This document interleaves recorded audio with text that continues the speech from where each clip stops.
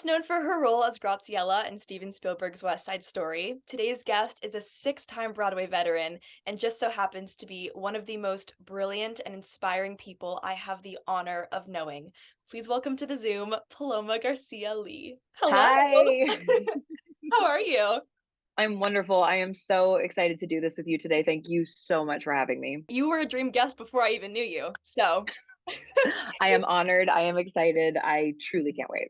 I'm so excited. Okay, well, we always start behind the resume by talking about how we met. In a nutshell, summer of 2020, I was listening to the Actor Aesthetic podcast. Shout out to Maggie Barra. Your episode came on, and I don't remember specifically what you said, but something drew me in enough to follow you on Instagram.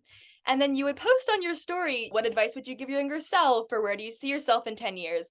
And I remember the first time I read your writing, I was like, who is this person and why does she understand me more than I understand myself? And I would screenshot your Instagram story and I would send it to my friends and I'm like, this. Like, I've never resonated with writing more. And it was like an Instagram story. Anyway, a year goes by, a full year goes by, and I'm in Will Bell's class stretching, but before class, and I turn around and you're just behind me. And I remember I turned to my friend and I was like, that's Paloma Garcia-Lee. And I was like, I'm going to go up to her after the class and fangirl. And I was so excited. I did fangirl to you after the class. I told you that I screenshot what you write. And I hope you weren't creeped out by that. But I was like, I'm going to tell her because I'm so inspired. And then, I love that so much. is it the first time that someone's told you that? At that point, it had been the first time someone had openly been like, because I write, I do. Anyone who knows me out here in the world, if you don't know me, I write. I'm a long-winded writer, but it was the first time someone had been like, "Yeah, I screenshot what you write, and it really resonates with me." And I was like, I was so impacted by that. But like, I would send it to my the amount of friends that I've sent it to. It was such a screenshot. It's like, share it. And then anyway, I knew that I wanted to know you in some capacity, but I just didn't know that what that was going to be. And I had seen that you were doing like a dance mentorship, and I think I reached out about that.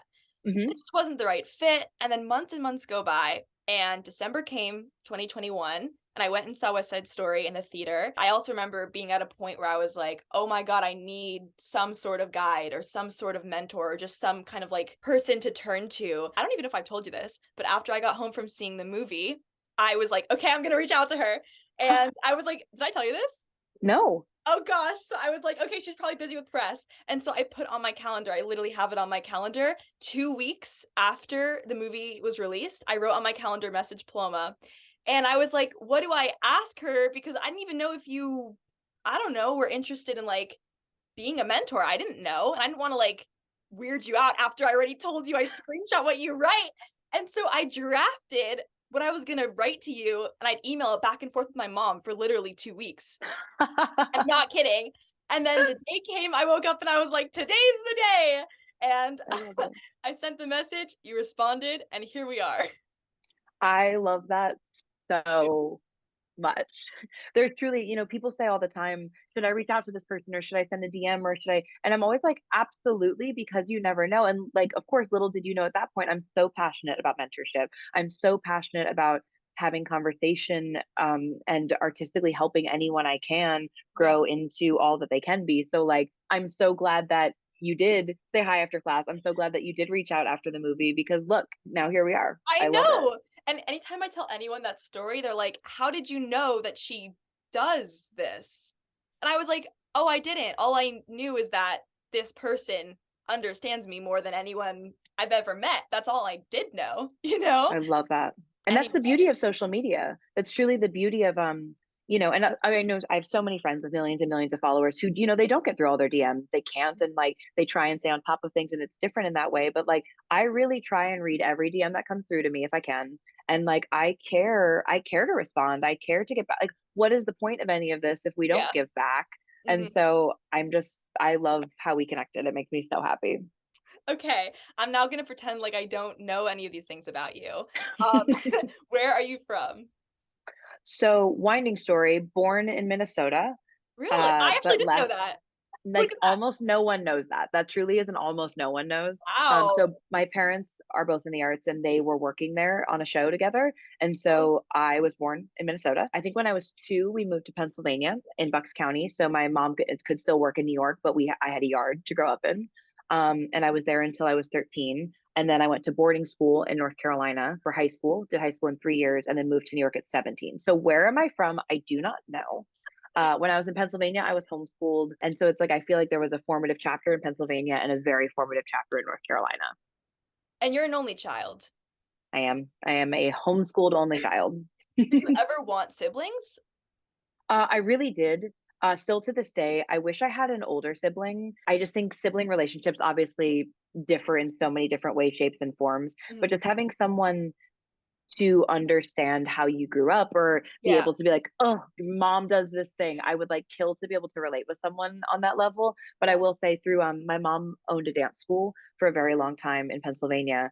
And I was gifted with that manifestation or that wish of siblings. I got tenfold with all of my friends from the dance school, truly became like siblings to me. And I have a few people in my life who I would call like my brother or Mhm. my sister because they've truly been with me since I was 4. So I don't have them by blood, but I have them by choice. Yeah. So And your parents were both Broadway performers. my mom was a Broadway performer, and then my dad's done truly everything. He is Uh-huh. the most like multifaceted, talented human I've ever met.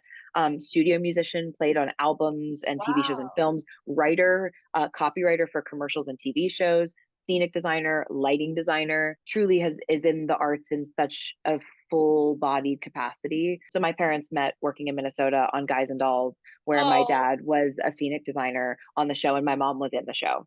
So it's like oh. so crazy, just like total theater Yeah. family. Have you been in Guys and Dolls? I did Guys and Dolls at Carnegie Hall, Oh, uh, oh my which God, was such amazing. a cool. Megan Mullally was Adelaide, and it was and Nathan Lane. Uh, It was like such a great cast, and it was so fun to have my parents come see me do that, which yeah. is the show that they met on. Yeah. Um, I've had some very full circle moments with my parents' careers and my career, so yeah, that moment is special for me. So was there ever anything else growing up besides the arts? Yes. I actually just went on a walk with someone. This is actually a good moment for this question. A girl who grew up at the dance school with me was recently out in California. We went on a hike to catch up. Haven't caught up properly in probably 15 years. And she was like, "Do you remember that like you hated dance? Like you hated all of this." And it's Uh-huh. so true. Until I was about 11 or so, I really wanted to do anything other than the arts. I really like I wanted to be a speed skater. For like I saw like the Winter Olympics one year and I was like, I'm gonna be a speed skater. I for a while was like, I'm gonna be a newscaster. And then a huge part of my life that's still a part of my life, horses. If my parents didn't put me on the track that I was on, I would probably be a professional horseback rider, which Oh, is wild for me to like really acknowledge. But I love riding. I would love to be like an Olympian. Like I would love to do like hunters or jumpers and go around the world doing that. But now I'm trying to figure out how I can do that in a as movie. well as be in the arts. Yeah, in the movie, or like Kaylee Cuoco, or so many of these actors that I look up to. She does show jumping all over the world in between her projects, and I'm like, Yeah. oh, so this is possible. But yeah, so there were many things. I think it was hard though. My mom owned a dance school, and I had to be there no matter what in the evenings. So it was more out of like, God, I just have to take class because I'm sitting here doing nothing all night. And you can ask the teachers. I had such a bad attitude about all of it, about dance, about any. I did had no interest, but I had to be there anyway. So it was really interesting how like the arts are in my blood. I'm Mhm. not sure if there was anything else that was going to happen this lifetime. I think I'm very meant to do this. Another thing that I would love to do, and I don't know if I'll get to it in this lifetime, but definitely in another lifetime. I've done this much college, but it's towards a degree in psychology. And I really would love to be a relationship therapist or someone who studies connection in all of its forms. Uh-huh. Why the way we are, why we are the way we are in relationship to others, especially romantic relationships. I would love to be like a marriage counselor or relationship counselor. So that's like a huge other thing that I would love to Oh. do. So when did the switch flip? It's interesting. I'm also not innately like the best dancer. I'm a very expressive human, and so like I'm really good at things in dance, but like Mhm. I have terrible turnout, and like I'm not the most naturally flexible, or and my body type isn't like innately that like dancer body type. And so it's very interesting that I got good at it. I like say that as like in a confusing way that like it's kind of wild that I got good at it. But around 11, I started going away to summer programs. And initially, the first love, it was never Broadway. It was never, I wanted to be a ballet dancer. Like the Wow. first part of it all that I fell in love with was like, I'm going to be an ABT, ABT or deaf. Like Yeah. that's it, ABT or I quit, which is hilarious though, because all the body type things really come into play with that. I don't have great feet and the turnout is bad, like center stage, bad turnout. 12 and 13, I went to ABT's summer intensive. Mhm. And then I was going back in the day, Cotspawn upstate was like a 16 person, like pretty much like it was ABT's like private program upstate for a little while. And I went and it was truly like you live and breathe ballet all day, every day. And at that point, I was like, oh, I love this. Oh, I love this. And because I'm not innately great at it, I have to work so hard. And something about that discipline really lights me up as a person. And so after that summer, I came home and I told my mom, I was like, I want to dedicate my life to this. I want to be a ballet dancer and I'll do At anything to 11? do it. That would have been 12, coming home at 12. 12, that's like sixth grade. I Wow. know, late, pretty late for that commitment. But again, I You're had like been pretty late and you're like a baby. training. Totally. But for ballet wise, like truly like, okay. And especially without the innate facility, Mm. late. I went to school briefly when I was younger, but I was homeschooled. So my mom would wake up in the morning. We would either drive into New York or drive to Princeton, and I would go to ballet class in the morning. I would do school in the car or on the train on the way home. And then I would literally just double in my ballet classes. I would take the beginner, intermediate, and advanced levels. So I'd be the stronger one in the beginner. My level was probably intermediate, and then the worst in the advanced classes of ballet all night. My mom went to North Carolina School of the Arts for boarding school for high school for ballet. And so she was like, well, Paloma, if this is really what you want to do, then you need to go away to a program to go do it. Wow. And so, the options for that were going to be JKO's ABT school in New York.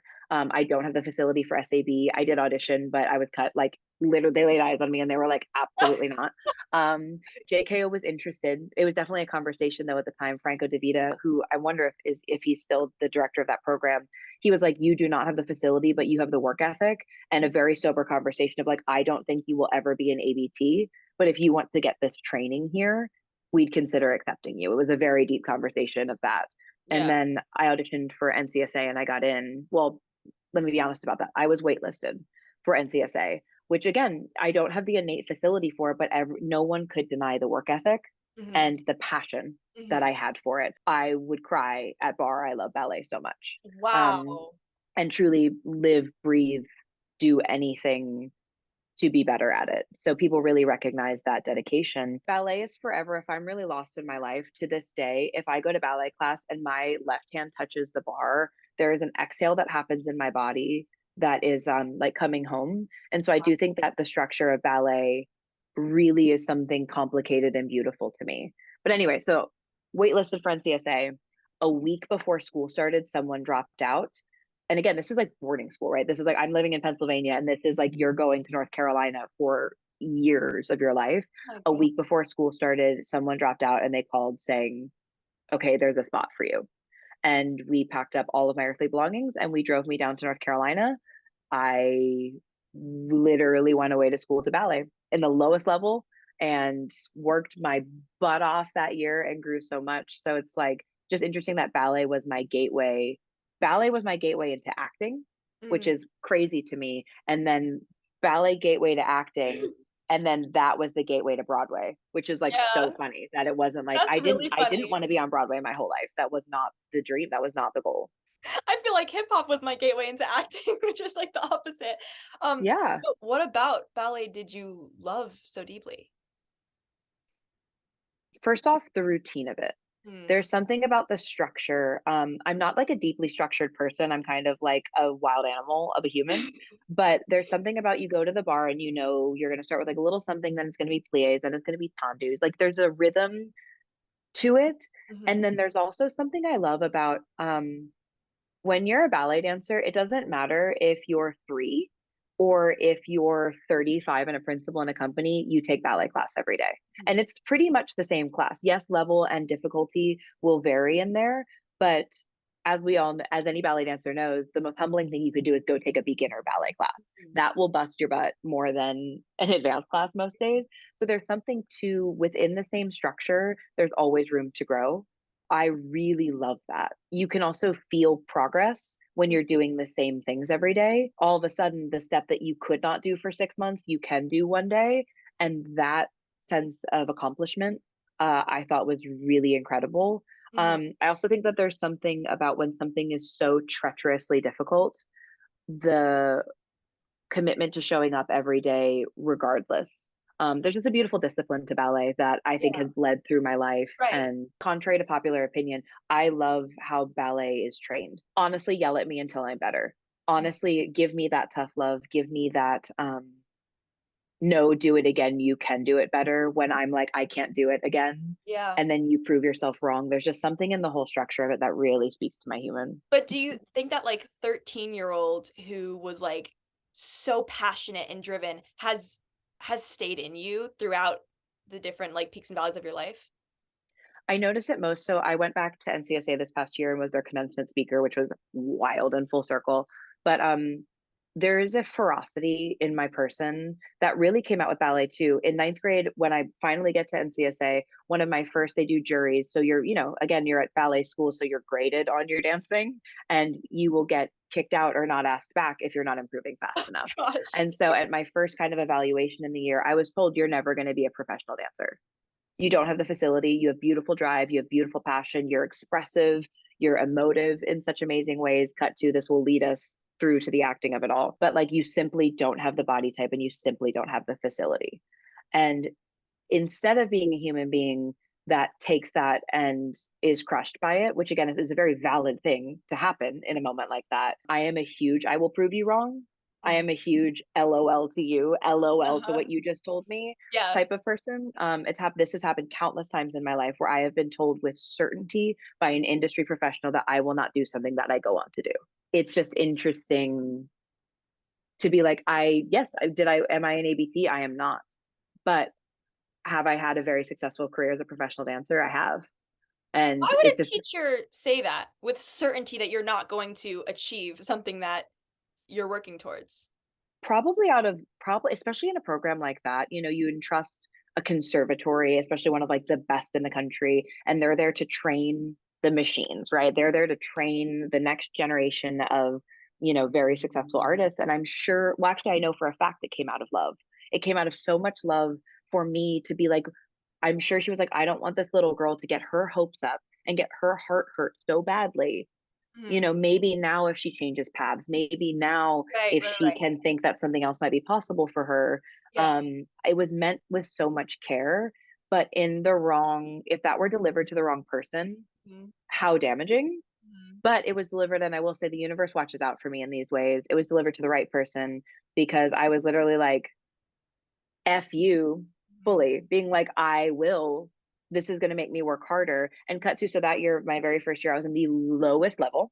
And again, there's nothing wrong with being in the lowest level. I felt very lucky to be there. Yeah. I was in the lowest level and I went away again that summer and I trained all summer. I went to 3 summer intensives that summer and I came back and I was in the highest level the next year.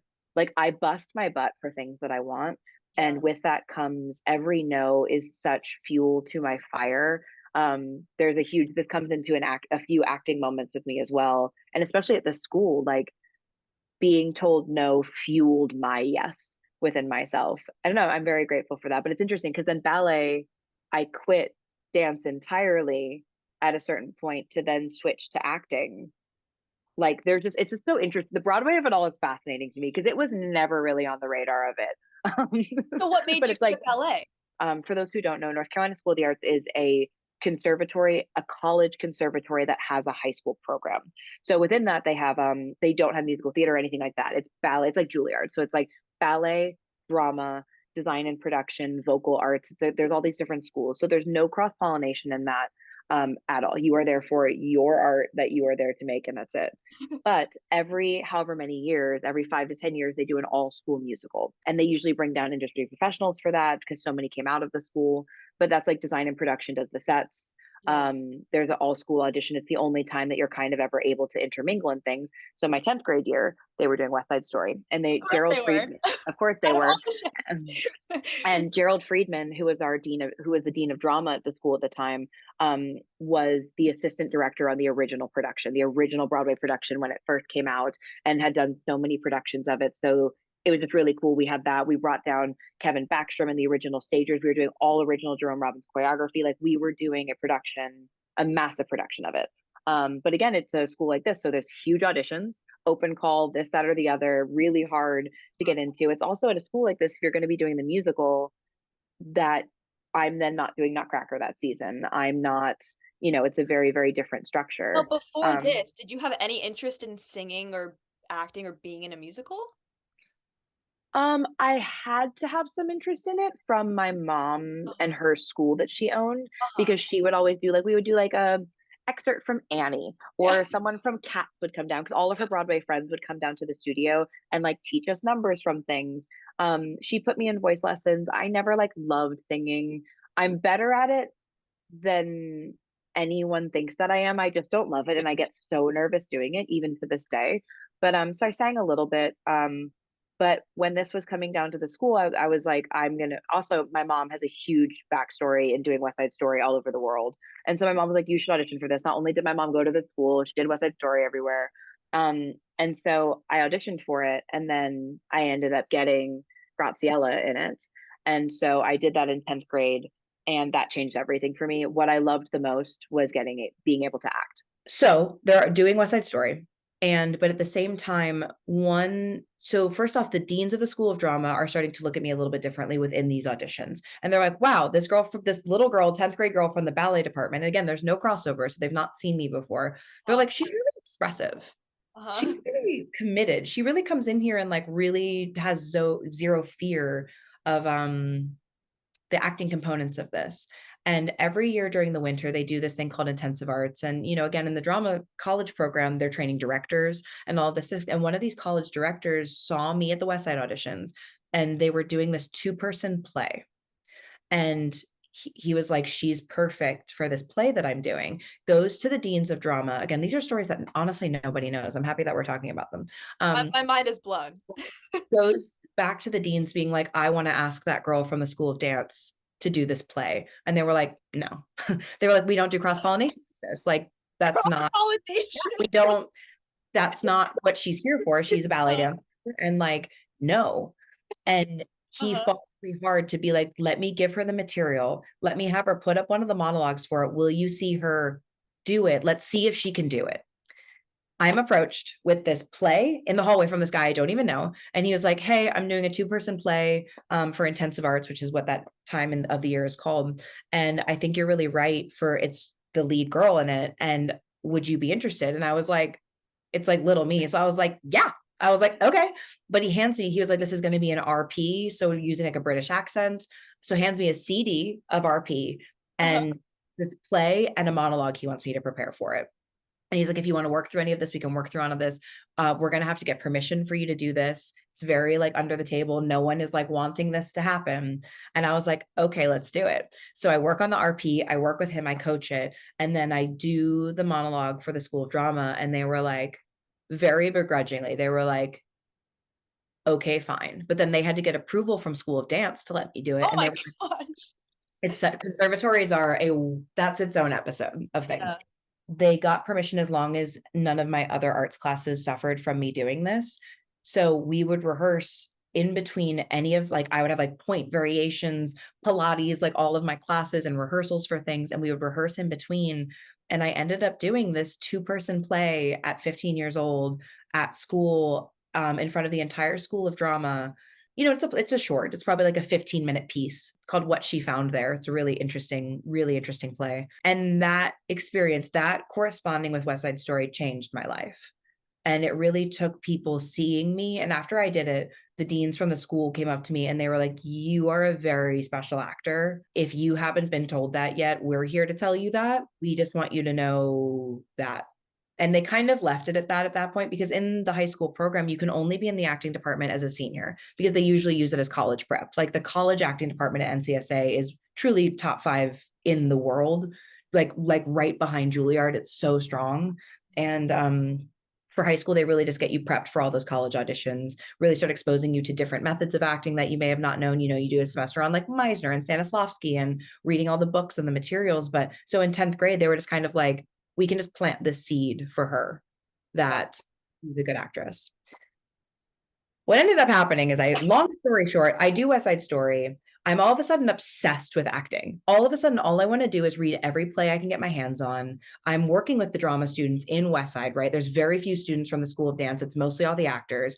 And I'm studying these brilliant minds. And like in that production was Dane DeHaan, mega movie star now, Billy Magnuson, Wesley Taylor, Anna Wood, all of these people who right now are like mega stars who are working all the time. And I was watching them at 20 years old do West Side Story.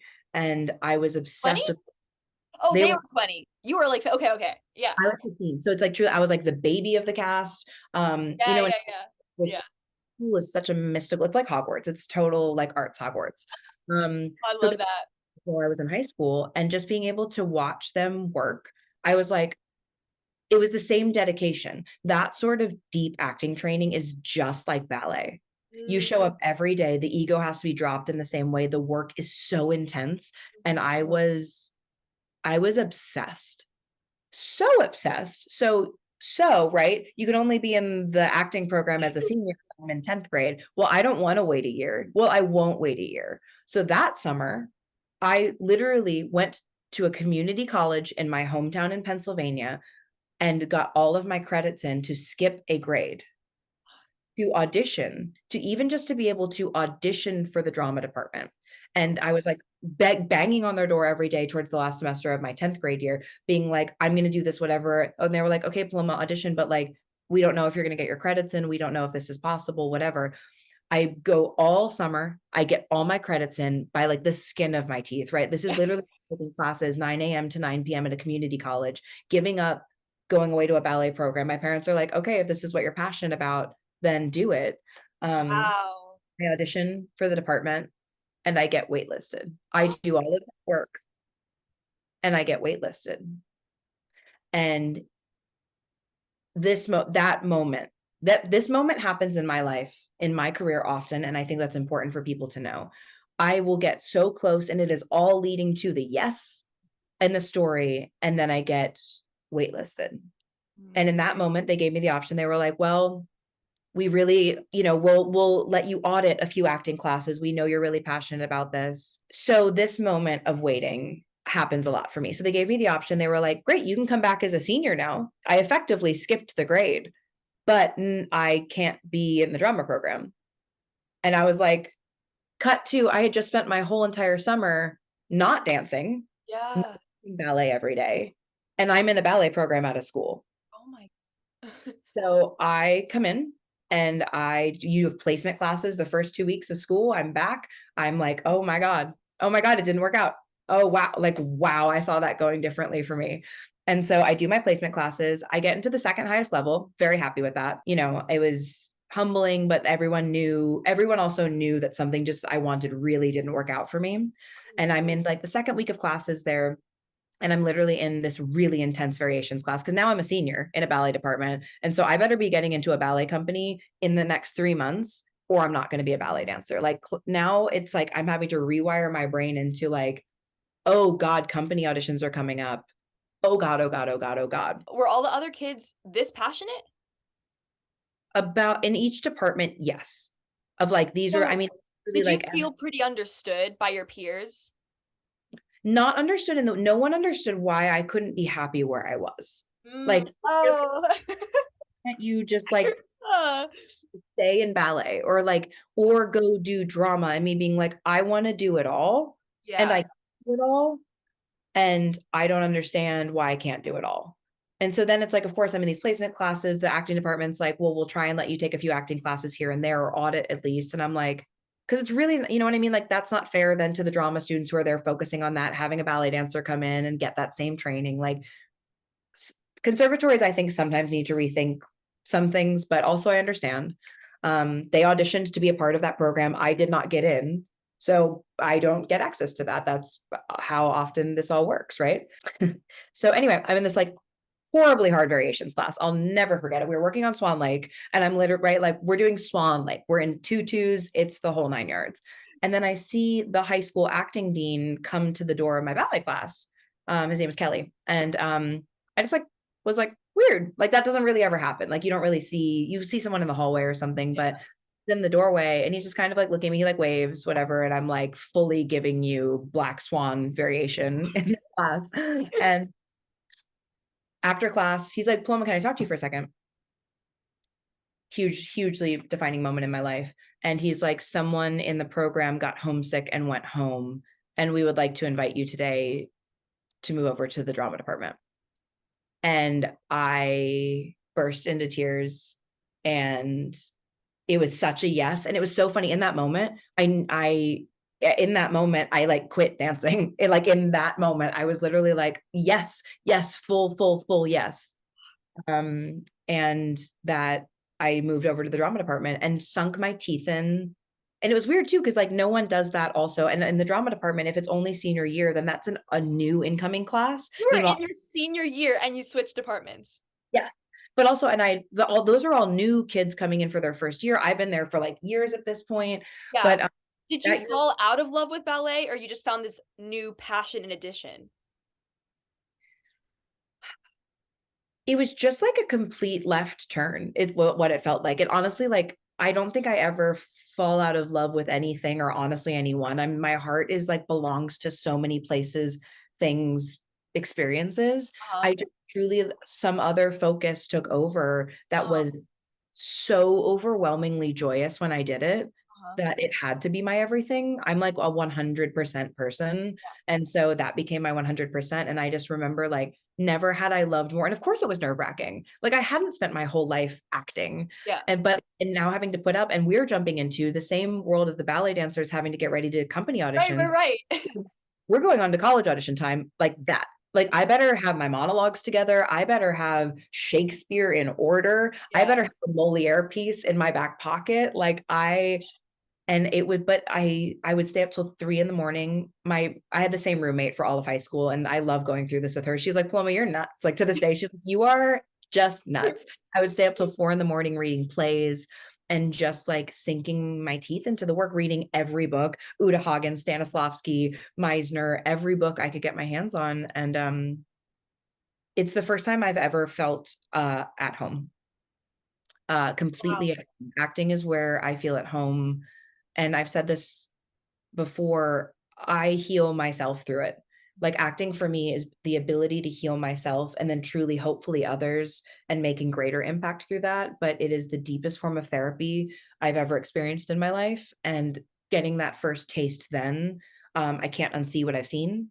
And it's interesting then how now, over a decade later, it's coming back into my life as the focus of my life again. Your life is so on purpose. Yes, and on purpose. And I have this tattoo on the back of my arm. It's very faint that says trust, that I recently got. And I got it there because I can't see it. And the point is to trust even when I can't see it. So many decisions I've made, auditioning for school, getting waitlisted. There was immense trust in that moment that it was all going to work out somehow, some way. By the skin of its teeth, a week before school starts, I get in. I go to school all summer to skip a grade, and then it's a no. But I knew something was going to work out. And then in the last possible second that it does. Broadway being that way, my first Broadway audition, we did a height lineup from shortest to tallest because Phantom has a height requirement. It was between me and the girl next to me of the height requirement to stay or go. And like, it's like it's on purpose, and it's better than I can ever imagine, and it's wholehearted, and it's messy, and it's not linear, and it's all of those things. But like, it has been a really interesting journey for me, and a lot of resistance through to the things that I want. If someone was writing the script for your life, they'd be like in the writer's room, oh no, that wouldn't happen. Oh, that's too crazy. And if I went into the details, we lived it when I went back to school for the commencement speech. When I tell you, I auditioned for quick anecdote. I auditioned for NCSA for college, thinking that I went through all of this to get into this program. They love me, whatever. They let me do these like special things, whatever. I was like, certainly this is going to be a yes. When I went down to the mailbox, when those notes went in, it was a no. I was not accepted. I took that letter, stormed into the office, opened, like didn't knock. Stormed into the office, and anyone, pardon my language on this, I said, what the fuck is this? Yeah. Out loud to the dean. and full had a verbal raised voice fight on why needing reason. Like there is something in me, and I don't suggest everybody go doing this. That's not the lesson of that. Like I am a full-bodied human. Like emotion, I wear emotion on my sleeve. I am so passionate about things. I will stay up all night. I won't sleep for weeks. I will annihilate myself in service of my art. I am called to do this lifetime. And there have been a million, probably, let's not over exaggerate. There's probably been over 100 very distinct moments where people have told me, no, you can't, you won't. And I have. There is something in there this lifetime for me where I am showing myself my strength, where I am showing myself my dedication. I know in my heart what is meant for me. It's now co-creating with the universe how that works. A huge lesson for me is moving through this resistance and trusting my intuition on things, you know? Oh my gosh. You didn't get into the college after all of that? So that's why you went to New York? College had never been, neither of my parents went to college. So college was not a, ooh, you have to go to college. I had no family pressure on that or anything. I was like, I'm going to maybe audition for a few, but if it's me. So I was like, I'll audition for, I think I auditioned for Juilliard, NYU, NCSA. And I did like what we all went to Chicago to do like unified auditions. And I like did like a few walk-ins as like fun practice. For me, it was like, I'll go to Juilliard if I get in there. I didn't have any interest in NYU. It's an amazing program. All their programs are amazing, but I didn't really have an interest, or NCSA. And I auditioned for Juilliard dance and drama. I was cut for dance at the ballet class, like after bar. What? Like fully after bar. They were like, you for drama. I made it through 2 rounds. I didn't get to come to New York for that round, but while we were at Unifieds, I had callbacks with that, which was very, very cool and special. But I would have definitely gone had I gotten in there. And then NCSA, I would have definitely stayed. I loved that school. But granted, and their point to me too, and I will say I do things differently. Any industry professional who's listening to this would nod their head like this. Like, I really do things differently.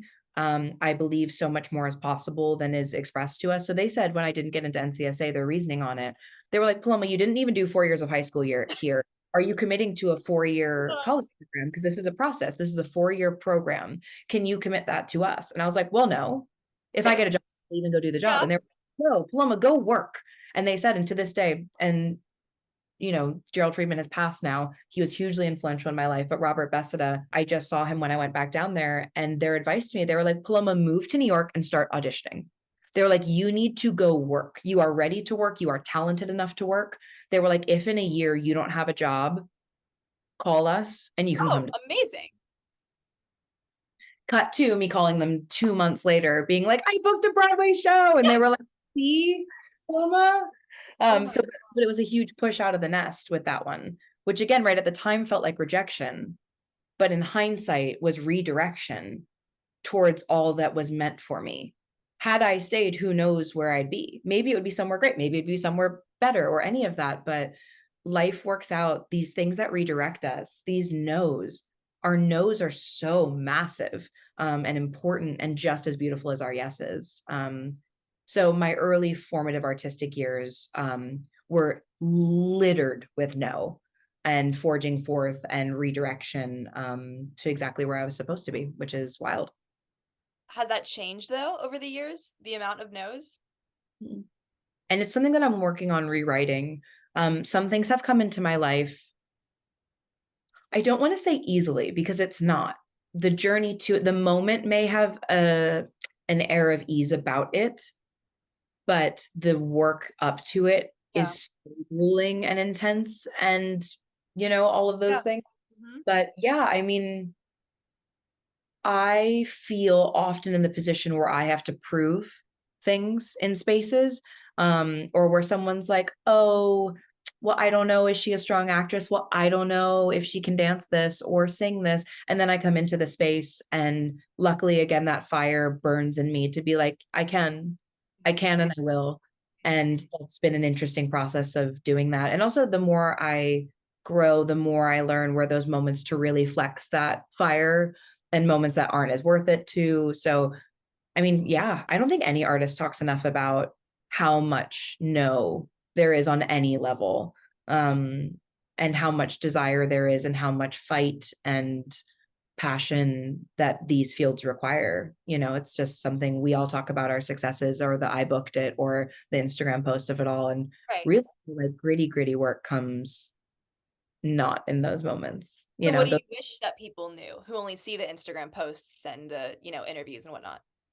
I wish people knew for however many yeses, how many no's there were. Like what someone recently said to me, oh, did you ever like not get a Broadway show you went in for? And I laughed so hard and I felt bad. They were like, wait, what? And I was like, no, I'm so sorry. I've done 6 Broadway shows, which I'm so proud of, but we can't think that I've just auditioned for 6 Broadway shows. I've probably auditioned for over 100 Broadway shows, and 6 yeses have come from that, and yes, of course, a few yeses that haven't worked out or this, that, or the other, but like so many no's. Or when I first moved to the city, I was having this discussion with someone this morning. I was up at, as many of us were, and the times are different now after the pandemic, but I was up at 5:30 a.m. every morning to get in the non-union line, to wait with hundreds of people to hope to be seen at these calls. And I built so many close friendships in that we would alternate who goes and gets the coffee in the morning, who can go get snacks and bring them to the line while we wait, who's going to sign up, but you have to be there and you have to have your name when you're called.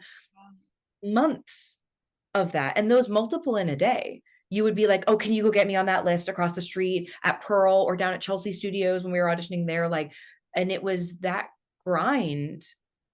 Like people are like, oh, but you made your Broadway debut at 17 and that just like really fell into your lap. And being like, I was literally going to 3 auditions a day in calls that I was typed out by my headshot. I wasn't seen, waiting 5 hours to then be turned away and not even be seen, or to walk in and do an 8 count across the floor and get cut.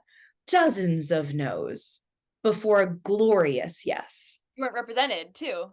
No agent would take a meeting with me. Back in the day, it's so funny. I feel like I'm 87 when I say I went to the drama bookstore and they would sell this packet of labels of like all the agents and managers in New York. And I was working at Lululemon and I spent every dime to buy myself like little like postcard mailers.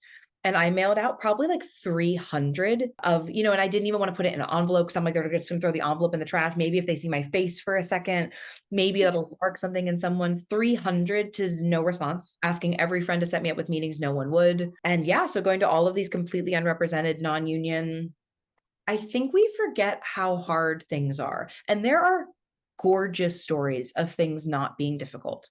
There are beautiful stories of people plucked who are seen and discovered in a coffee shop and put forth into a system. And I don't want to negate that. And there is no way better than the other. But I think there's a huge percentage. I would go into the 97% of how hard people work for their success. That when we see, oh, they're just booking every movie. Oh, my friend's just so booked. Oh, they're just at every premiere. They're at everything. We just have to remember that there is so much work going on behind.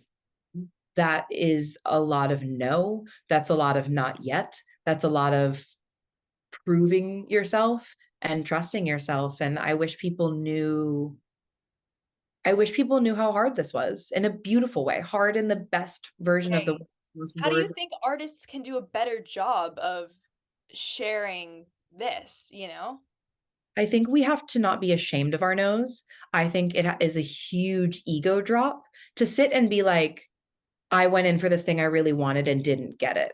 We are like, ooh, were you not good enough? Yeah. Ooh, well, they found someone better. Oh, well, you just need to go take a class. Like there's all of these judgments that come from these sentences. And I wish more people would talk about, I wanted this thing and it didn't work out. And that's okay. And that's a part of the business. That's a part of it. And how many of these inspirational things I'll never forget, like John Krasinski on that talk show being like, my mom said, move home. I was moving home the next week. Then I booked The Office. Yeah. We are one job away from things that change our life. But in the moments of the one job away, there's no shame in that. There's no shame in these moments of the working and trying and the wanting and not getting. Not getting doesn't mean you're not worthy. Full stop. Every job starts and every job ends. Even the shows that go on, the soaps that go on for 27 seasons, at a certain point, we are in the arts, we are not in a consistent, we don't work at a bank. We don't work at a college where we're going to be there for 60 years and it's going to be this consistent thing. We are in the flow of art. We're in the flow of how our human at our age and our look and our type flows with the roles that are casting and the projects. And it's all And the about state of the world. us and Yeah. just put alignment. Mhm. Alignment, talent, opportunity, the right piece coming the right time, the right person seeing you. There's so many components, so many magical components that come into when we work artistically.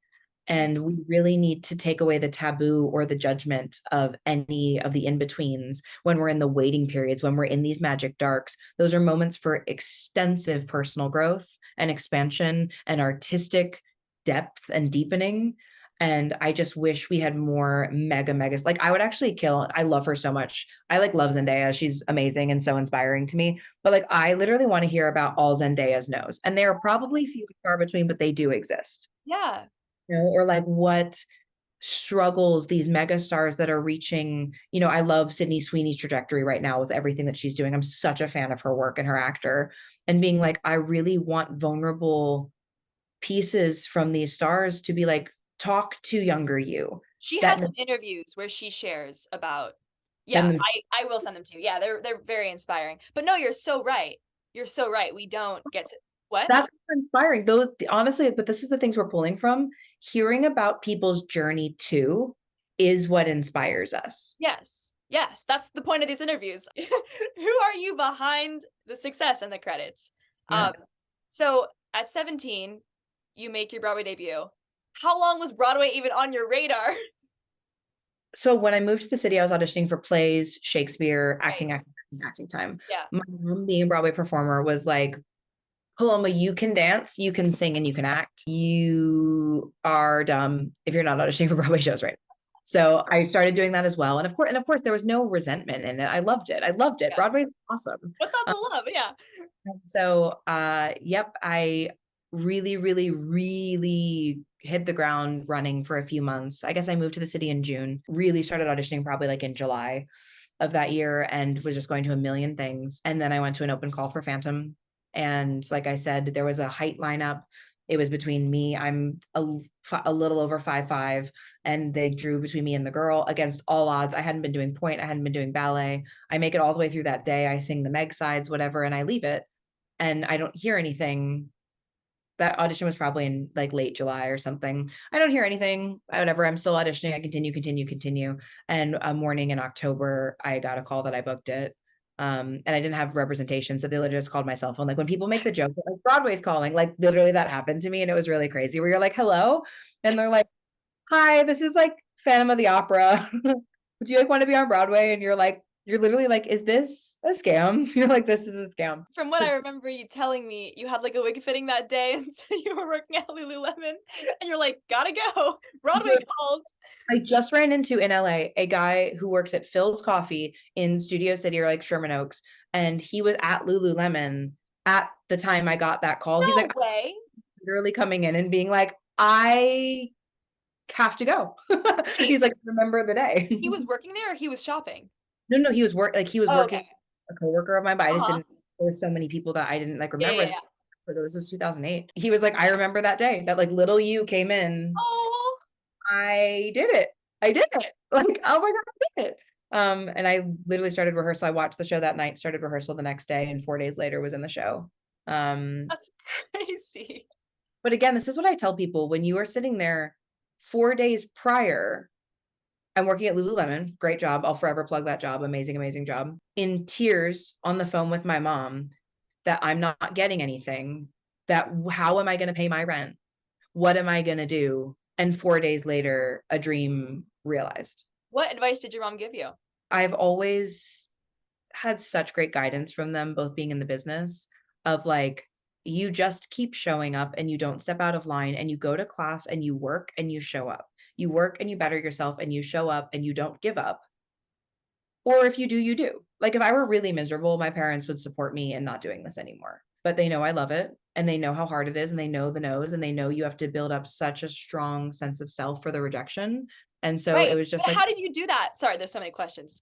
Wait, finish actually the question you were answering. it was just so like she was like, you just keep going. And Yes. then get a call one morning and then it all changes. And then you're on Broadway and it's wild. It's really wild. There's so many moments where I'm like, wow, what if I had not kept going? Or what if I had, you know, these things that come in like just in the nick of time, but they're always, I will say consistently, these things have come in soon after a moment where I'm truly like inches from giving up. Inches. Yeah. Where just like when you literally are like, I'm working so hard and nothing's coming through. Yeah. And like, or I'm in every final callback. Where the F is the yes? Yeah. Where is it? Well, something that we talk about a lot is redefining what the yes looks like. And it's like, yes, a yes is a job and that's beautiful, but there are yeses every day that we experience outside of our careers too, of just like waking up every morning and being alive and experiencing everything we experience. Yeah. How do you have that sense of self when you're going through this at any age, let alone 17? It's interesting because now being 31, I'm more practiced with it. So there's more nuance now. There's more understanding. There's way better parenting with myself on these moments. But my stubbornness then really served me. My like innate sense of like any of those tears really truly fueled a fire to push harder and to bang down doors to the and all of those things. So I'm grateful that somewhere in me, whether it be my parenting, whether it be my experience in school, led to a human being who's not easily deterred. I owe at that time a lot to the support structure around me, putting those emotions and that feeling into a positive place. But now having more hindsight, I just think our investment in our own humanity is the greatest investment that we make. And the greatest yes of all is knowing innately who we are as artists, Right. and we're talented regardless of if we get a yes or no, that we are as worthy of an artist if we are working or not. There are just tenets now that I'm like, oh, we can't look outside of ourselves in this industry for that level of validation yet. Oh my gosh, how often we do. Oh, when we're booked, when we get that yes, oh, good Lord, watch out. I feel good about myself and I feel on top of the world and all is well. And this fixes everything in my life. And then in the in-between time, we're lost and confused and just wanting the job because the job will fix it. What if we don't have those swings? Right. What if Right. and solid and on our own 2 feet? And when the job Yes. comes, we can bring that gorgeous humanity we've been working on to the art and to the work and be so present in it and not cling to it and not let it define us, That's the total goal. But what I'm learning from working with you is that takes work. Oh my God. Because it's not innately how it's not innately how we're brought up in this industry. And especially as actors and performers and dancers, my good Lord, I feel like dancers are treated so poorly. Yeah. We're to just walk in these spaces and be like, I'll do whatever for this job. I'll change, I'll dye my hair, I'll chop off my right arm if that means I get to be a star in this movie. Like there's this desperation, there's this seeming ability to abandon ourselves the moment someone can give us something versus having enough wherewithal and having like, it's hard to stand in your own 2 feet and be like, actually, this is what I have to offer. And if that's not in alignment with you, then honestly, beautiful. And like, let's not do this. Then this isn't right either. I talk about this a lot with Broadway, where there really came a point where I truly view every audition as I am auditioning the show I am auditioning for. It is as much of a test for me as if is this what I want to do 8 times a week? Is this choreographer in the front of the room someone that I want to work with, that I feel seen with, that I feel respected by? How's this creative team? How are the other people in this room? How is this cast going to be? And really like allowing myself to ask. And that really changes the perspective, because versus walking in being like, God, I hope I get it, is, oh, I wonder if this is a match. And that brings the heart rate down. That puts a lot more agency in my court too, of being like, I'm going to bring my person in. I'm not going to change a bunch of my things about myself in this room because I want to align with people authentically. So if they meet a girl in this room who's like, I'll do anything, I'll do whatever, then and they hire her, then I have to keep that up. Like, versus coming in grounded with opinion and my personality. And I'll say, I've been cut from many auditions from running my mouth a little too much or saying that I'm not going to do something. You want a triple pirouette to the left into a double tour into fouettes. I can't do that. So I will try, or that feels like a level of embarrassment. So can I do it to my good side? And then them being no, and then being like, great, then I get cut because of that, because I'm advocating for myself, then cut me. Then we're going to work well together. And honestly, it's no hard feelings that you're asking for that. And that's the type of person you want to work with. And it's also no hard feelings that that's not the type of human I want to work with, Right. you know? Yeah. Are there people in your life that you feel are like examples of, I don't want to say like work-life balance, but you know what I mean? I think that there are so many people that I admire that remain really strong in themselves and in the work. And I guess I'm really leaning over to a Broadway conversation right now. There's so many film and TV people as well. Robin Herder is one of the most grounded, outstanding performers I've ever had the pleasure of working with. Her ability to be herself and ferociously bring her talent, her personality, all of these things into a space authentically. Yeah. And then also prioritize her husband, her son, her family, her life, is one of the most gorgeous examples of balance I've ever seen in my life. Wow. How do you do that? Let's ask her. Let's ask her. Talking about that as well. But, you know, and I think in film and TV, it's such a different rhythm of how you find those balances. But again, you know, film and TV jobs most often are shorter. So Broadway contract, you could be on that Broadway show. You know, my ex-husband has been in Phantom for over 15 years, like of a consistent working job in that way. And it's also like, but film and TV, you're mostly filming, you know, maybe if you're on multiple seasons of something, but you have downtime in there, or you're shooting intensely for 3 months. And so there's this ability to kind of put a project down in a way. You can put it in and then you can put it away, which I know is going to serve me so much better in my life, after having done the multi-years on shows of it all. But I think not only balance in that, but just balance in our artistic selves of our worthiness, also allowing ourselves to grow as artists. If we want longevity in a career, we have to be okay with these moments of transition when we continue to become this new, I don't want to say newer version of ourselves, but we are maturing, expanding all the time. And so there need to be growing pains all along the way. So I'm not the same artist or performer I was when I was 17 years old. And I have to give myself that grace to grow and expand into new things, as does the industry. So it's like, I'm not going in for the same roles, and the opportunities are different, and that feels different. Then I have to understand what it is to be going in for these different things. And again, there's so much growth and awareness that has to happen that we just don't talk about. We all just are like, we watch these people, you know, go through decades of careers and seemingly seamlessly, that's funny. But there's all these periods of in between, of growth, of expansion, of us going through things in our own life that are tragic or painful that we have to handle as well. Like, we aren't just one thing, we're multifaceted. And to the best of our ability, if we can invest as much time in learning about why we work the way that we work, how we are the way we are, how we want to be, like, the self-work, I think, is the greatest success we'll ever face on this planet as a human being, you know? Yeah, because at the end of the day, we are human even before we're a, you know, actor, dancer. Like, you're a human your whole life. Yes. And that's the vehicle. My therapist always talks about, like, the vehicle, right? None of my art happens unless I show up. Yeah.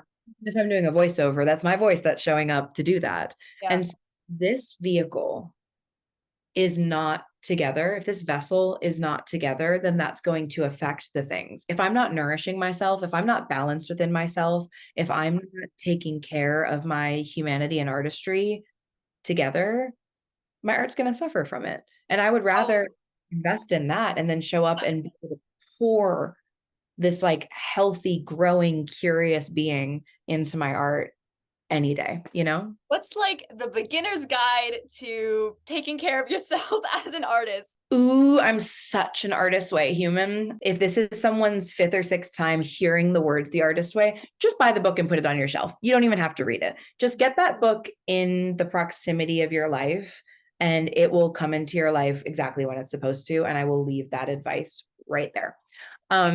I think the biggest thing is allowing ourselves to not define ourselves based on our work. And that's a hard concept. Because it's these bullet points that we all write. Like, I've done 6 Broadway shows as a bullet point. I'm in Steven Spielberg's West Side Story is a bullet point. That I have to work with myself on I am Paloma Garcia-Lee, a 31-year-old woman and artist on this planet, exploring all that it means to be me and expressing myself through the best of my ability, through my art, through my heart, through my life, through my connections. When we start really investigating ourselves, why we are the way we are, why we work the way we work, our artistry deepens. The human that shows up to the bar in ballet class, the human that shows up to the audition, the human that shows up on set has more point of view and more experience. I'm huge into having life experience, and maybe that's like a little method acty of me, but I do believe in giving myself permission to have as many life experiences as possible informs my work. So much artistry is truly born from this personal excavation, this personal quest to be the greatest, most expansive person I can be on this planet. And in turn, the most beautiful, expansive, expressive artist as possible. So I really think that focusing on our mental health, on our heart, on our stability, on growth and expansion as a human first and foremost is like the 101 guide to not only how to deepen our artistry, but how to just have a better life. Yeah. If you could tell anything to that 17-year-old who didn't get into college at NCSA and was so fired up, what would you tell her with everything that you know now? You know, I answered this for Dance Magazine, like a letter to my teenage self a while back. And it's like there's two letters that need to be written here. The one thing to her is like, it's going to work out better than you can even imagine. So take a deep breath. Like if you can trust more in this moment that it is all going to unfold literally exactly as it should, know that. There's also a letter that includes, don't let, gosh, be careful who you let experience you artistically, personally. It would be careful who you let influence you. What teachers you listen to, what advice you take. I'm again very lucky to be I'm a Taurus, a pretty like stubborn bull. But there are things that have damaged me as an artist because I've really taken it to heart. Things that music directors have said to me, things that I've encountered in auditions, things that notes from casting directors that have left little scars. I would encourage little Paloma to stay as fiery, as outspoken, as ferocious, I'll cry, as ferociously herself as she possibly can. Because there are people that are going to try and dim us all. People who are going to be afraid of people who know what they want. People who are going to be afraid of people who are extremely passionate about what they want. And there is so much advice, similar to kind of what I just said in my first letter, just being like, just relax and it'll happen. Chill out a little bit. You're just so intense about these things. My intensity and my passion is one of the more beautiful qualities that has often sort of been encouraged in certain environments out of me. And I'm sad about that. I would encourage her to be ferociously who she is all the time and protect that with her life. And if she could see you now, what would she say? There are moments where I think she'd be like, you're nailing it. And I think there are moments where she would be like, why are you so weak? I really think there's moments where she would speak to me being like, no, that's not what you think. No, send that email. No, make that phone call. Be like, what are you doing? Waiting. There's no time to wait. Yeah. Don't do it. Like, I really think she would be on me in my life right now to be like, what did you do that for? I think she'd really crack the whip on some things. I'm taking this to my therapy this week. We are not encouraged until a certain point where we are given a lot of agency. But again, it's like the work that leads to being in a specific moment in your career. And then all of a sudden people start giving you agency again. But where a lot is taken from us, and we are meant to feel just so lucky for any space we get ourselves into. And I really think that we are not encouraged to know, to like follow our intuition in some moments. I think we're not encouraged to have agency at any point. We're not encouraged to say no. We're not encouraged to, and all of these things, I'm not suggesting anyone be bratty or terrible. These are respectful things. This is respecting ourselves. And of course, with that comes the maturity to express any of our no's of our agency with professionalism, with empathy, with care. But we're just really not encouraged in that a lot. And so I need to be more on myself of knowing when something is a no, knowing when something is a yes, communicating that clearly and lovingly. And honestly, this reflection right now is like going to be really good for me. What do you feel are the biggest blocks in your life right now?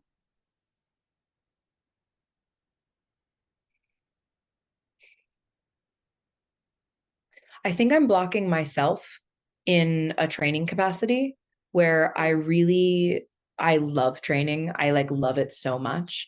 And I think that through the pandemic, after working truly nonstop 17 till, 2008 to 2020, I was really tired when the pandemic hit. I really needed a break. I really, really needed a break. And I needed to put everything down for a long time.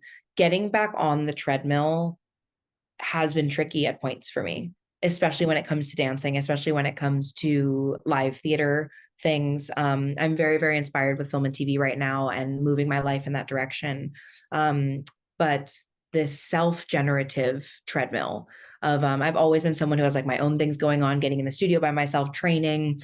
But like right now, there's projects I want to be writing, there's classes I want to be taking, and I am still sitting back a little bit, and I need to be a bit more forward, be in the driver's seat of my car a little bit more right now. And so I know that that's a big block. I'm grateful to be aware of it. I need to do something about it. Huge. And I think another block for me is just ensuring, I don't know if this is a block. I think it's something that I recognize that I'm really making shifts in, of knowing at this point in my life, in my career, what I want to do, the type of people that I want to work with, the type of projects that I want to be on, and not settling in those. I've done a few things recently where I've said yes to things that were gut no's, and they were huge learning experiences. And for that, I'm very grateful. I know the art I want to make right now. I really know the spaces I want to be in, and manifesting those, and knowing that, again, every no, every redirection in that is towards that yes. And when you want something specific, when you want specific experiences, there might be a longer waiting period in that. There might be a bit more time in between, but it's so worth it on the way. So that's just a big recognition. I don't know if that's a block, but it's like reminding myself that I don't have to say yes to everything. I can follow my gut, my truth, my intuition on things. What is the impact that you want to make as an artist? Like, are there specific fields that you want to like be a voice of, or are there specific things that you want to do with like a huge platform that you are on your way of having? Oh my gosh, yes. Huge, huge, huge, huge, huge. And this will get deep. So I believe there's a responsibility with visibility to make a change. I do. I don't understand the point of any success. Again, I hope to heal myself more deeply, but with visibility, with influence, with a platform, I want to use that to make as much good in this world as possible, to make change, to bring awareness to. And there are many things that I'm very, very passionate about.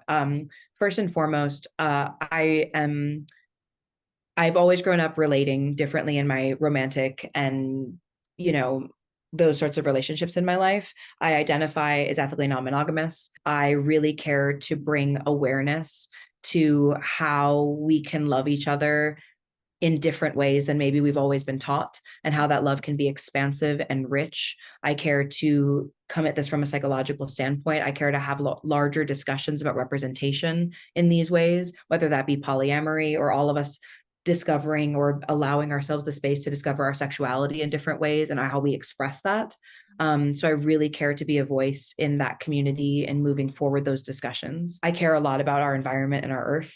I care to be a part of discussion about sustainability, especially sustainability through fashion, and how we can make a difference even in so many small ways there. I partnered with Red Carpet Green Dress to go to the Oscars and wore a completely sustainable look to that. And that really opened my eyes to how we can make such a difference with what's happening globally, the impact we're having on our earth. And then a third thing I'm really passionate about is I would really love to help victims of sexual assault and make policy change in many states of how that is prosecuted and handled. As someone who has gone through that in my own life, I don't understand going through that pain and the process that I went through trying to get my own case prosecuted. I need to use that to create good in this world. And I need to use that pain and recycle it into something better and help others through it. And so that these are 3 platforms that I'm really passionate about. You know, there are ways that I'm getting involved now, and I cannot wait to have more visibility and more ability to reach even further in all 3 of those causes to help others. I really care to help other humans on this planet. Beautiful. What are the career and personal goals right now? Career goals, huge. For those of you who don't know me, I really recently shifted this entire 14 years of New York Broadway life for myself. I've moved across the country. I'm based out of LA now, and I'm focusing solely on film and television. And so right now I am working towards expanding that for myself, expanding what that looks like. There are so many films and TV shows that I want to be a part of. I'm working on and I'm also very specific in my art. So being fairly picky and choosy of What are shows right now that you want to be a part of? there are some in development that are truly Okay. mind. Uh-huh. There are so many that I would be so many stories I'd be so thrilled to tell. I'm more drawn to specific characters where it's like really nuanced, difficult, expansive, rich female characters that are exploring their humanity and especially how they love. Greta Gerwig is a huge inspiration of mine, probably my top inspiration of someone I look up to in this industry, especially I love who she is as an actor and a performer, and I love what her and her husband put out in this world, but I also love her writing and directing and everything. Like, she is just so brilliant to me, and she's also so brilliant at bringing forth her life experience and her pain, and that's something that I love so much. So many projects that she's been a part of or laid hands on are things that really call to me. But an ideal, I love things like a marriage story. I want a piece where I can heal parts of myself, and I'm grateful to share these things. I went through a very tumultuous divorce a few years ago. And this is something, again, these are not, people don't share these things because there's shame associated with them. I have no shame associated with that. I had a beautiful, loving marriage that I transitioned out of, and that transition was so painful. And this is something that we all go through. Well, not all, but those of us who do go through it, there's no shame. And how beautiful I've been able to rebuild myself and my heart in such a new way. But to be able to explore a theme like divorce in an art piece, I imagine would be so healing and so expansive, to be able to look at it through a character lens, to be able to bring parts of myself, but then have other parts come and heal me, and then maybe help others feel seen. When I watch these stories that, are things I've gone through in my life in specific ways, or even just touchstones, they help me. They help me feel less alone. Oh my gosh, I feel that too. Oh, I felt that. Oh, I know that. And through art, I'm connecting then. And so it's if I can bring parts of my person forward in that way. I'm a deeply romantically minded person, and partnership has always meant a lot to me. And I've had incredible love and incredible pain in that. And so I really care to explore Hearing about your whole childhood, I would, I guess, assume that you're just so singular in the best way, where no one can even keep up to you. So it's so fascinating to hear how much you enjoy having a partner. Oh my gosh, I'm deeply partner minded. And especially through, something that I've spoken about in many articles, but it was years ago now. So I was married and with my primary partner for almost a decade, and also had a boyfriend, a second partner for 6 of those years. And we lived a very, very, very beautiful polyamorous structure together. And so I really I'm developing a piece on polyamory, and a piece that I think more accurately shows what a relationship like that looks like. And I wish there were more of that. Those are stories I deeply care to tell. I also identify as bisexual, and I find those stories, we're seeing more of them, but I think there can be more representation in that world as well. Now that I'm getting a little bit older, I find that there's kind of the younger love stories written for film and television. And then I'm transitioning into this moment where I can really play. Also, I have the life experience under my belt to take on these meatier, deeper, more nuanced projects. And they're just starting to come my way. And I can't even express the joy that being able to pour my own life experience into art brings me. Does So anything about that scare you at all, or it's just joy? there's a fear. I really feel as artists, we're told to not everybody needs to know your personal business, or like keep these things hidden about yourself. And I really don't subscribe to that. Similar to, I feel that any success anyone has, you should use that to help others or to bring others up. My own life experience, I don't have shame about the things like divorce or sadness or assault, or I don't have embarrassment around those things that have happened in my life. I have curiosity. I have pride in how I've been able to handle them. I have empathy, but I want to connect with others over those things so they feel less alone. Because in those moments where you go through these unthinkable things in your life, there are times when you feel so alone in that emotion until someone comes and shows you that you're not. And sometimes that can literally be an art piece, a book, a podcast, a movie, a TV show. And I want to bring my life experiences forward so people feel less embarrassment, less shame, less alone, and more empowered when they go through them. That is going to be, I could like see it. There's so much that I want to do. I feel, when people are like, you've done so much, I'm like, I've not scratched the surface of what I'm here to do and what I want to do. I'm so grateful. That does not take away from all of the things that I'm so grateful to have experienced. But I am just now in my life getting to the point where I feel a literal level of responsibility to myself. I have to write the TV show that I'm writing. I have to, because I have so much to say. And I hope something would come of it, but if not, I need to write it. I need to write a book that I'm thinking about. I want to do a podcast. I have so much to say, and I want to connect with so many others to hear what they have to say. And so it's like, I really am lighting a fire under my ass. That's why I'm saying 17-year-old Paloma would be like, well, get to it, baby. Like, get to it. I feel I'm compelled to share in my life. And I have deep respect. People are not. And there are people who want to keep things private and want to keep a little bit more between them and what the world knows. And I have so much respect for that. There is no right way. But for me, I know that I need to share. And through that sharing comes connection, empathy, and more growth in my life. As someone with a trillion passions, because I understand that, how do you avoid the inner battle of it all and constant frustration with yourself, asking for a friend? The balance of it's two things at the exact same time. Slowing myself down and having immense grace with myself. There's a lot I want to do, and it can be really overwhelming sometimes. And then I also feel like I can start 5,000 projects, then I get like 10% done on all of them. And then, so there's this sense of like overwhelm that I really need to have compassion for myself with. I'm struggling with the concept of grace currently. I think it's more so just like, I don't want to waste time beating myself up.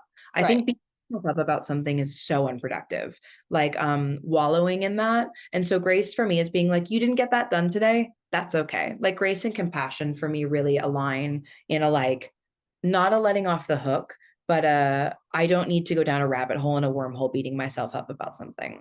Uh-huh. At the same time, there has to be a commitment to discipline. So this balance of like, I need to get these things done. I need to be better at organizing and prioritizing my time towards them. And because the thing is, I get 10% done on 5,000 things when I don't prioritize it well. But if I can schedule things in a specific way, if I can say this is going to wait till next week and I'm going to focus on this, things get done when I take the intentional time to actually make meaningful progress in something. So it's kind of this balance that both of those have to exist at the same time. And some days are going to be a wash and some days are going to be so wildly successful towards it. Letting myself rest when I need, pushing myself when I need. And I think it's a quest every day to learn where that dial needs to be. And that's being the parent to our artist. 1,000,000%. Because sometimes you got to cut yourself off. Sometimes it's 4 a.m. and you're like, hey, you got to go to bed. You got to call it for the day. Or sometimes it's like, hey, it's 4 a.m. and hey, the work didn't get done. You stay up till it's done. Yeah. In that moment, you have to be like, what's the right answer here? We talk all the time about you know, and in the artist way work as well, you are the parent, you are the artist, you are the inner child, you are the human. It's like balancing all of that at once. And sometimes you're in a moment where you have to be the inner child artist and the parent, Oh having a yeah. conversation with yourself. Oh yeah. That work that my therapist introduced me to that sort of inner work in that way. And I'm so grateful for it, because actually being able to envision those beings within myself really helps in the moment when it feels overwhelming. Like being able to be like, ooh, I need to be a better parent to myself right now. Like, ooh, I got to cut myself off, or ooh, I got to get on that task. And then also noticing those moments where like my little child like really needs a hug. Like I think I shared the other day, you know, I got a call back for something that I was really excited about, and I legitimately took myself for ice cream. Like I literally took myself for a reward for it. And I have a, you know, my partner and I, when something really great happens, we always go out for a drink and celebrate it, like even the smallest little thing. But it's like giving our inner child artist these little rewards. Like you do something right, you 100% get a sticker. You 100% get a noodle on the noodle board today. Yeah. Like being able to be all of these things for ourselves is tricky, but also like, I don't know, those visual representations are so helpful for me. For someone who maybe hasn't heard the term self-parenting, your artist, can you kind of explain like what that means? Yeah. So in like really simple terms of that, it is truly being a parent to yourself. So, or being, sometimes people say the parent you never had or the parent you need right now. And so it's putting yourself in that position to see yourself and then taking yourself outside of yourself and becoming that parent. And so, you know, it's a little strange in concept, but in theory, it's awesome. So it's like, say, if I'm really wallowing in an idea about something, what would I do as a parent to myself wallowing? I would, you know, see what was going on, kind of assess that situation, and then act accordingly. And sometimes that would be like, hey, we got to buck up. Hey, we got to buck up and we got to get through this today. Or it would be like, hey, you need to cry. Let's go. Like, let's put a sad song on and go in and Yeah. do this, get through it together. And so it's really, you know, I'm not a parent. I would like to be in my life at some point, but you know, I can only imagine how interesting it is when you actually get to do that with a little creature. Like that must be wild. But being able to do that for yourself is something that I have found in my life and through my journey through therapy. It really helps with self-soothing and really helps because, you know, adulting is hard. It's like really hard out here to do things, and being able to be our own best friend, parent, caretaker, lover, self-soother is such a valuable thing to be able to be. I don't want to affirm that self-parenting is hard, but in my experience, it hasn't been easy. But it's kind of the greatest gift to be aware. What I'm learning and what we talk about a lot is like even the people, and you've had experience too, even people closest to you, whether they're your parents, your teachers, or whoever, everyone's blocked in some way and everyone is on their own trajectory and they can only give advice from what they feel is possible. And so sometimes when you're getting that advice in a really vulnerable moment from someone that you deeply love and respect, and it's not what you know you should be hearing, and that self-parenting gear kicks in. Yeah, totally. It's wild. And especially, you know, for anyone listening or watching, the transition from student to professional, the transition from, I'll say, child to adult, any of these transitions are huge in our life of really understanding the human that we are and the artist that we are. And we're in these training programs for so long that serve in the best ways, the best ways. But as we start transitioning to who we are as a professional artist with our agency and our adulthood and all of these things, we have to be those guides for ourselves. We have to really understand what might be best for us in certain moments. And it might not be what someone older or further along than you is saying. Just because they're further along or older does not mean they know more, does not mean that they're right. And so it's really being able to analyze advice that comes in, or things, you know, projected onto us, and really being able to kind of sift through that of being like, what really serves me in this? What do I need? What is trustworthy to bring in to my soul and myself? You know, and it's hard. That's hard work to do. How do you work the muscle of presence? I think presence is so difficult, so fleeting, and so important.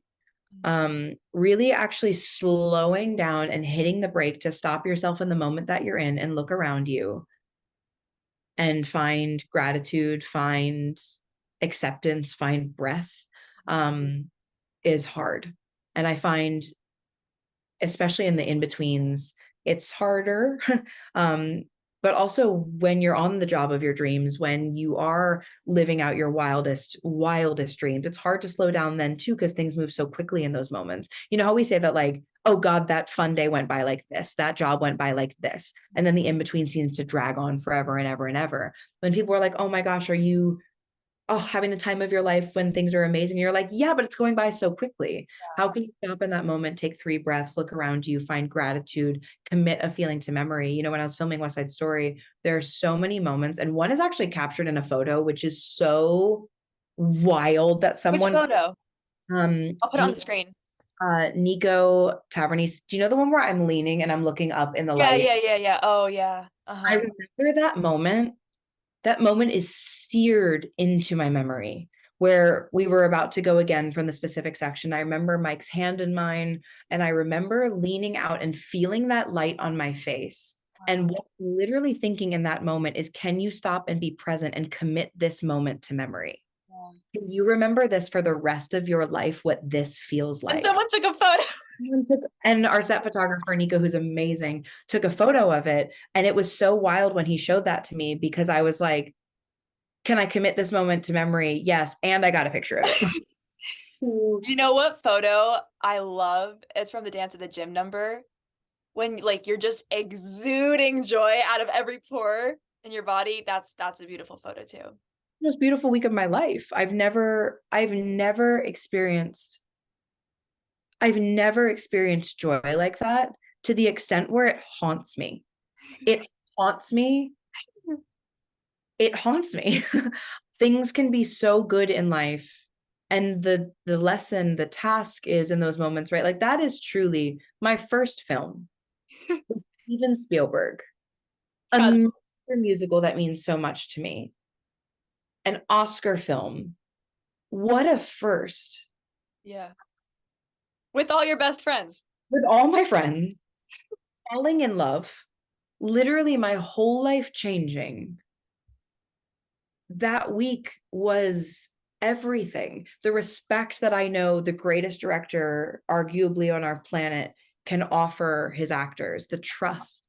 Feeling so seen as a human, as an artist. When people watch, especially that scene, and they say they're like joy exuding from all, no, there was no acting. There's no acting in that. That was truly, I could not help myself. Mm-hmm. I could not help but literally be that. I didn't even feel human that week. And it's just so wild to look back on that time. And, you know, I've said a few times on this, I can't unsee it. And I can't unfeel it. To hold that in such a special place in my life and not look to recreate that, to honor that as what it was, and know that other gorgeous, expansive experiences are coming my way, but also letting that inform what I know is possible. Yeah. To which leads me into the point where I really hope that there are more voices. And I know many, many voices in influence and in success are saying this. I really love Lady Gaga's, when her speech on this, it is so possible. It is also possible, the things that we want, and we need more voices telling everyone that. I'm not saying it's going to be easy. I'm not saying it's going to be treacherous. I'm not saying any of those other things, but it is possible. If you had told little Paloma that her first movie would be a Steven Spielberg Oscar film, I'm not sure. She was wild, so she would probably be like, duh. She'd probably be like, of course it's going to be. But that would still be a like, what? That is possible. Broadway is possible. Series regular on the TV show of your dreams is possible. We just have to really work on ourselves enough for, on the journey to what is possible, how can we have the best life possible? How can we have the best days? How can we not be racked with anxiety or be too far ahead of ourselves or behind ourselves? On the journey to where we want to go, the things we want to have, the things we even know in our bones we will have, how can we create the most incredible, balanced, nourishing life possible? And that to me is the success of the moment. That to me is the success of presence. That to me is the success of investing into one's own humanity. you know what you want, you know what the dream and the goal is. How can you make the journey incredible on the way there? You know? Oh, mic drop. Why did you start mentoring, and why is that important to you? Oh my gosh, mentorship is so important to me. I really believe in my heart of hearts, what is the point of any of this if I can't give back and if I can't help in some way? And being a mentor and an advisor is tricky because I also don't want to project my own things onto others. So really making a space to see where artists are.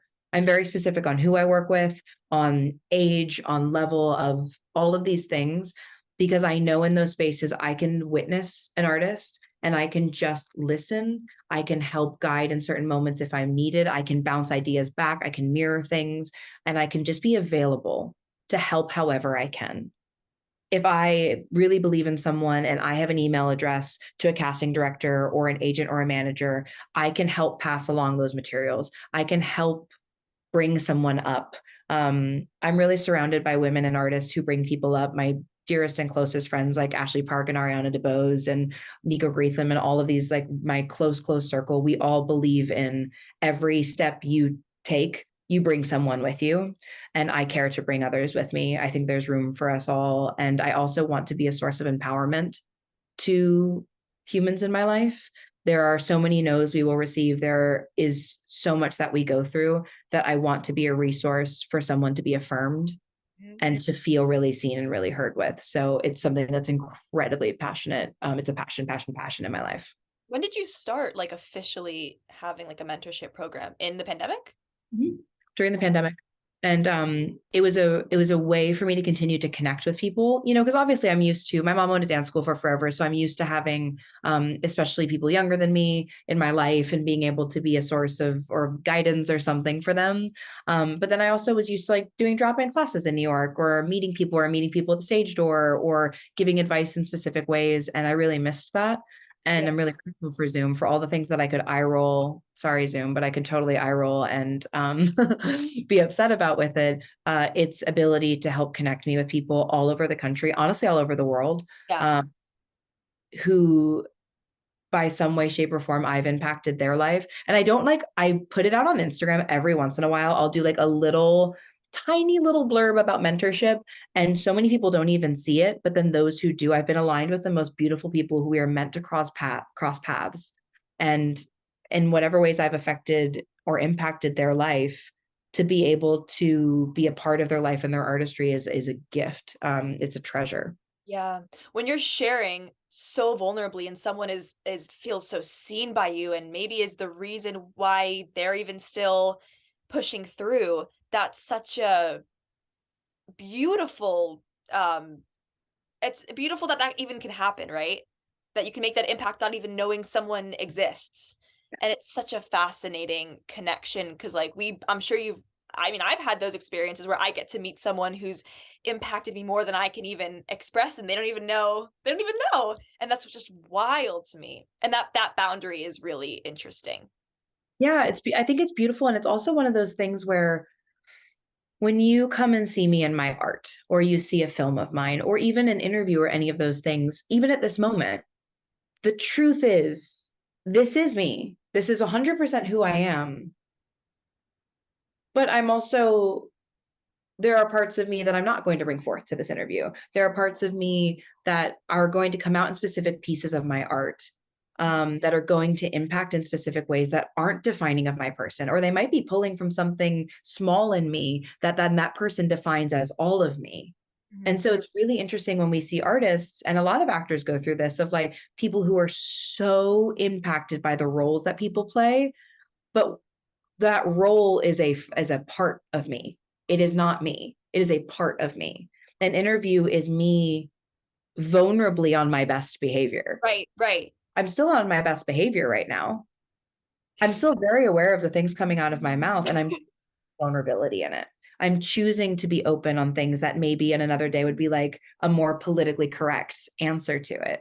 But lights off, 2 glasses of wine in with my friends may have different answers to some of this. That's good, and that's healthy, and that's okay. Right. We talk a lot about how the biggest myth is that anyone has it all figured out. or has it all together. And I just laugh because I remember when I was really wanting a mentor, I remember specifically saying to my mom, I just need to figure out how to have the perfect artist life. And when I swear. And when we started working together, I was like, she knows, she knows. It's so fascinating to me as I continue through my journey of like this facade of like full glam, perfect answer. It's not real. It's not, and it's like no one has it all figured out. Everyone's just doing their best. That's what's inspiring to me. We are all human. And you watch people all the time, like when you watch interviews and stuff like that, like you watch people slip, you watch people have really messy interviews, you watch people, and it's so funny because of course then in the public eye, people are so sometimes eaten alive. And it's like, you don't know what's going on in that person's day that day. Like I remember one of my good friends, like her dad died and she was performing on Broadway that night and it wasn't great. Yeah. Obviously. Oh my, yeah. And like we go through these things in our life that change us and you don't know what someone's going through or you do, like there needs to be so much more compassion, I think, for people in visible moments because it's like, especially when people reach those extreme celebrity fame, like you are in a fishbowl all day. And it's like, oh my gosh, how wild. Like we aren't perfect all the time. We don't always have the perfect answer, yet we are also really like expected to in a specific way. So like what a juxtaposition, what a line to walk. And I think that would come with as much grace and guidance and all of that as we continue to step forth in this industry. But, I think many things that we've talked about today, it's not linear. It's not overnight. There is so much depth. We could have an 18-part series on everything we're talking about here because there's so many facets deeper than I dance, I sing, I act, I go to auditions and I book jobs. And like, yes, and Yeah.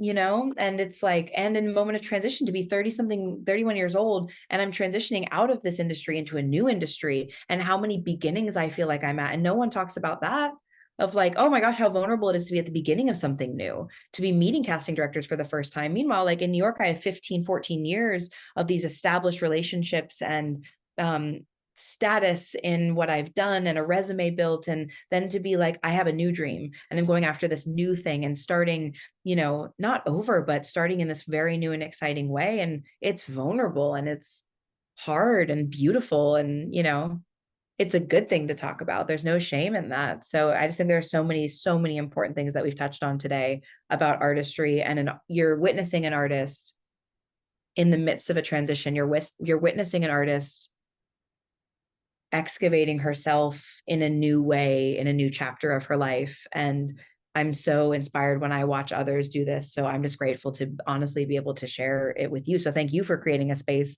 where I can share like this. Well, thank you for sharing because this is incredible. What are the personal goals? We touched on professional, but I don't mean like, private personal life, but like, I just want to continue to develop myself into a more loving, kind, empathetic, strong, powerful being with myself. I need to have better boundaries with things in my life. I need to speak up sometimes more in my life. And I just want to encourage myself to each day become closer and closer to the woman that I want to be, and the woman that I'm becoming. And those are just like my major personal goals of just really, I know what those are for myself, and taking steps every day towards that is hugely important to me. Beautiful. Okay. Well, I always end with this question that I love so much. What do you want your legacy to be? I really want to leave a legacy as someone who really forged their own path and someone who said what they wanted to say and lived a deeply unique and authentic life. The way I want to love is unique and different. The art I want to make is specific and unique. The stories I want to tell. I want people to remember me as someone who was deeply in her own power and uniquely herself, and not that being better or worse or anything other than I just want to be I want to impact others and inspire and encourage others to be so authentically and deeply themselves. And the only way I'm going to be able to do that is if I walk that path myself. So I hope to leave a legacy of change, of inspiration, of possibility. I would like people to know through my stories, through the no's and the fights to the yeses, how possible it all is. And yeah, that's really the legacy I want to leave behind. Well, I have good news. You're doing it.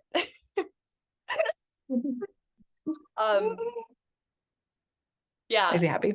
Everyone that I meet, I tell them about you. Like, I'll be telling the person at Whole Foods, I swear to God, about you. And you've like flipped my life upside down, and I'm sure I can speak for everyone that you mentor. It's just like a privilege to get to know you and witness you, and I just like thank my lucky star every day. So I adore you, and I'm grateful. I'm very grateful to be in your life, and grateful to be able to impact in any way positively that I can. And so truly, thank you for creating this space. Thank you for all that you bring to this conversation all the time with me.